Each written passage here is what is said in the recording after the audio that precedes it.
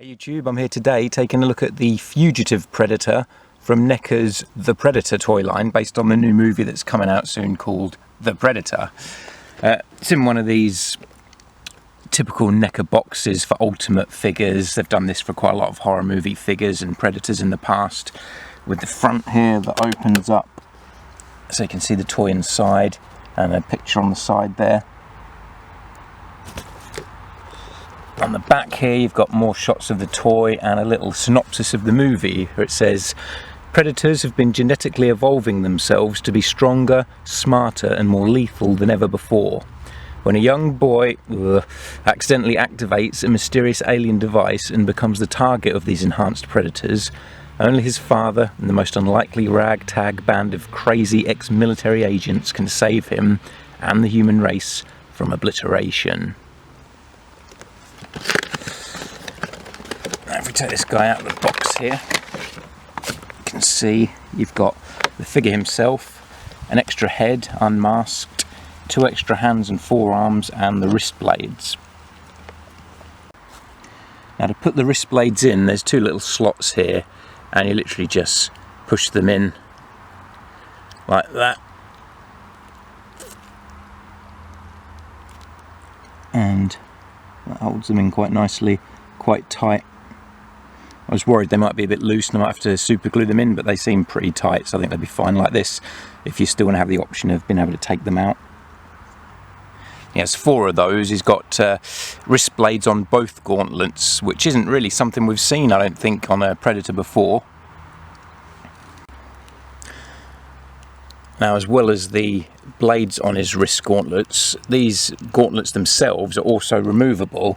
You just pull them out like that. It's just a peg in a hole there, and you can swap them out for a bare forearm, like one of these here, which has an open hand on it, and that just slides on there. The limbs, the head and the arms that don't come attached are really tight, so they could do have been dremelled out really, because these figures can be a bit delicate, so if you're having to apply a lot of force to get the joints on, I'm always worried I'm going to break it. But you really have to kind of work that on there. There we go. And I guess this is going to be something we see in the film, maybe something significant even, that he ends up without his wrist gauntlets on. So it seems strange that NECA would go to the effort of deliberately including an arm without the wrist gauntlets, unless it's something significant in the film. But it gives you some different display options. I think it looks better with the gauntlets on personally. But as well as the forearm being removable that you can switch, also the hands are removable. So if you don't want the open hands on the bare forearm, you can pop those off and put in a hand from the gauntlet there. If I pull that out and put that in there, so once again it gives you even more options for how you want to display these figures. Now I'll give you a closer look at the sculpt here. He's got kind of a chainmail looking armour, and you can see on the front here, on one side it's kind of clear and smooth, and then on this side there's quite a lot of battle damage, like different dents and marks and scratches and things. So I don't know if that's just how his armour is, or if we'll see in the film how that gets damaged. And the same with the shoulder pads. This one's very dented and marked, whereas this one's kind of smooth and clean. He's got a kind of yellow and orange colour scheme to him. You can see on the bits of flesh that are exposed. His arm there.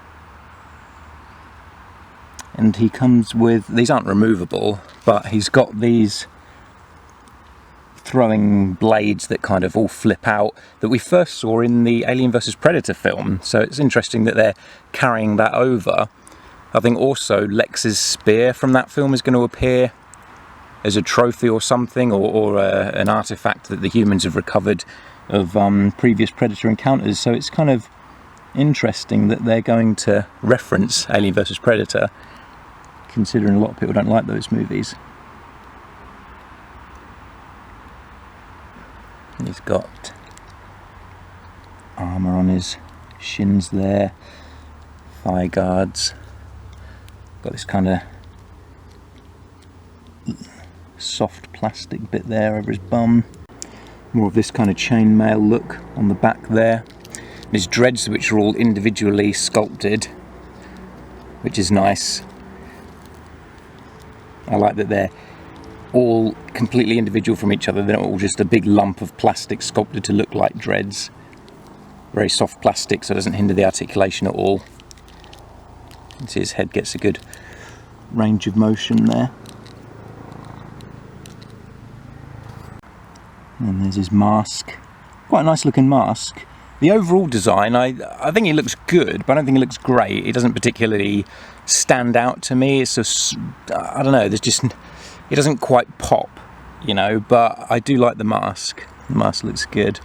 And then his plasma cannon, plasma caster, whatever they call it there, shoulder cannon, which you can move back and forward. Shoulders move back and forward and out to the side a bit, though they're a bit tighter there. Got a swivel there. He's got double jointed elbows, which are a bit tight initially, and there's always the worry they're going to snap, but once you get them going, they're fine. Wrists swivel and can be kind of bent in and out as well, but they're a bit tight too. Obviously the same with this arm. I've got a bit of movement in the waist there, so you can give him a bit of an ab crunch.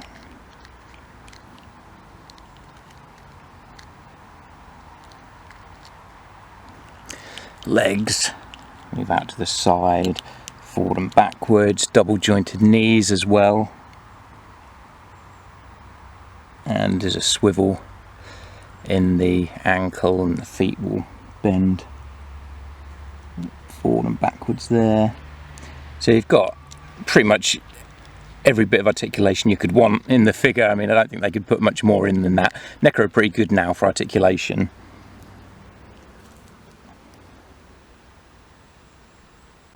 Now the feet on this guy are a lot thinner than previous Predators. They're kind of more sleek looking. If you compare it to, I'll get Predator 2 Predator out here, you see his feet are a lot kind of wider. And I guess a bit more clumsy and less realistic looking. This new one, how the toes are all together rather than spread out, I think it actually does look better. And here he is with his unmasked head. It's that real classic Predator look, but he's got that nice red colouring around the crown of his head there, and then kind of yellow in the middle with some nice black and kind of peachy coloured detailing with the spots. Pretty nice face. Good paint job on mine at least. Mouth open in a roaring kind of look. Very nice.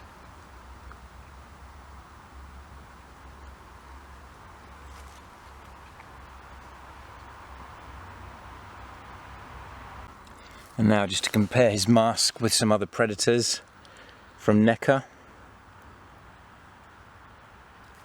Some of my favourites.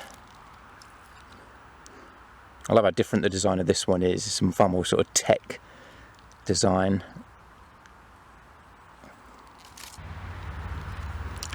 The elder Predator there with his bunny mask.